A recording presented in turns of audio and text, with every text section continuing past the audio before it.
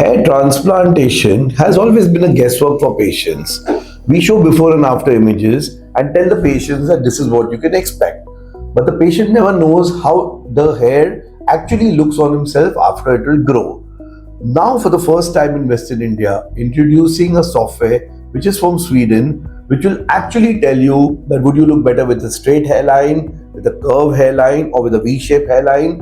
How would you look with a middle partition, with your hair flipped back, or with your hair turned sideways? So it's no more guesswork. You can actually understand what suits you, and you can select this. We can even play with parameters, as in if you don't have a budget for doing too many hair, if you put less hair, how would you look? If you have grey hair, how would it actually look on you? And if you color the hair black, or if you have black hair, how would it look? Now you don't just look at before and after pictures and guess what it is. You actually see it on yourself and then decide what you want.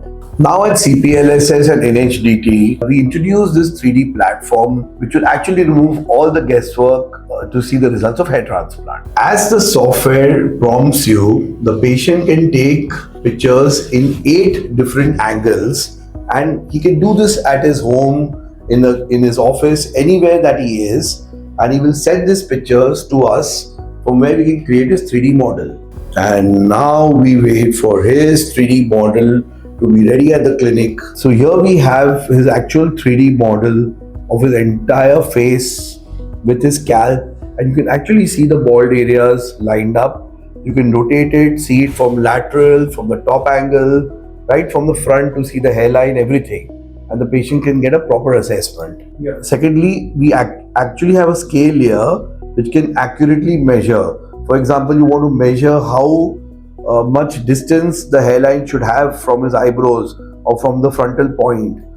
So you can actually see that, and you can actually determine the accurate measurements. If you want to actually measure how deep his temporal angle should be, or how low should his temples be, you can even actually do that and actually sit and measure every single distance. You can even measure the width of the bald area. You can even see how wide is a bald area. Okay, so you can actually accurately measure the entire area that we want to fill up. So here I've actually determined and outlined the entire bald area. Now if you look on the screen, it actually gives you the accurate measurement of the area to be covered, okay, which is 106 centimeters square. Now I'm going to talk about certain parameters that we can play with this wonderful software. So first I can select the number of hair per graft. So sometimes the ratio is 1.8, sometimes it's 2.2, and sometimes it's even as high as 2.6. Okay.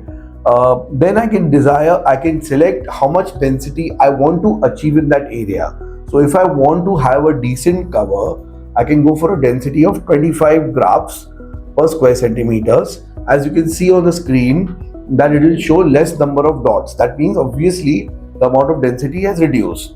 If I increase it to 35, you can see by the number of density of dots has increased, and hence we can see that the coverage will be better, okay, which we will see in the 3D simulation later. Now if I want a good density of 40 grafts per square centimeter, you can see the density of the dots has significantly increased as what I see with 25 grafts. So here's 25 grafts per square centimeters vis-a-vis 40 grafts per square centimeters. Now as I'm doing this, you can see what happens to the parameter down. I get here, of course, I've got an accurate measurement of the area already done. Here I have an accurate measurement of the grafts, and here the hair count, okay, depending. Now if I have 2.2 hair per graft, the hair count will reduce, the graft count remains the same, and I can select the thickness of the hair, whether it is medium, thin, medium, or thick.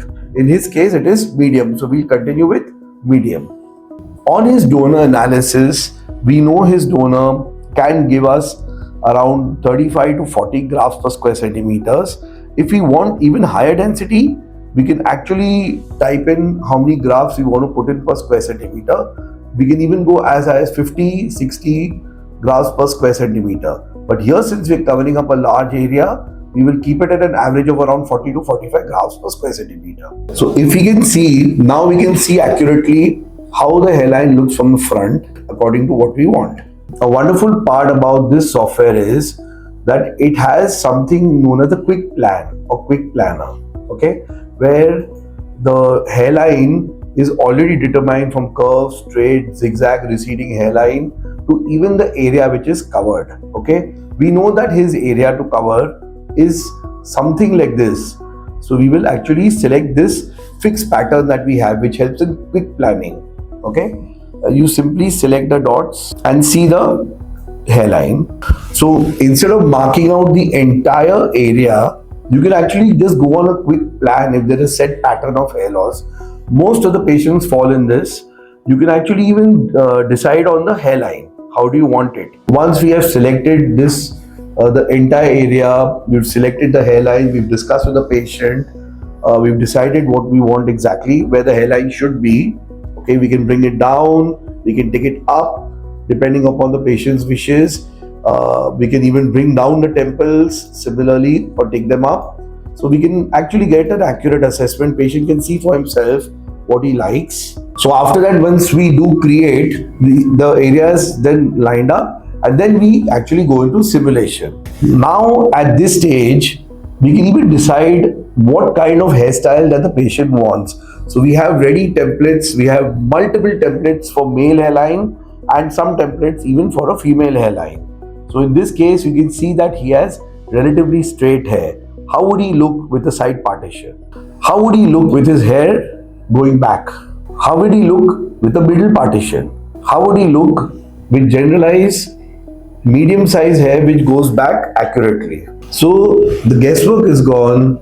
Here again we can show him with a slightly lower or a higher hairline as he desires. We can even change the shape. We can even make the corners deeper if he desires so. Okay, if he wants the hairline to be lower down, we can even pull it lower down. So everything can be shown to him. And then if he wants to see his before and after image, there it is. His before, how he looks, and now how he looks. Okay, so everything can be determined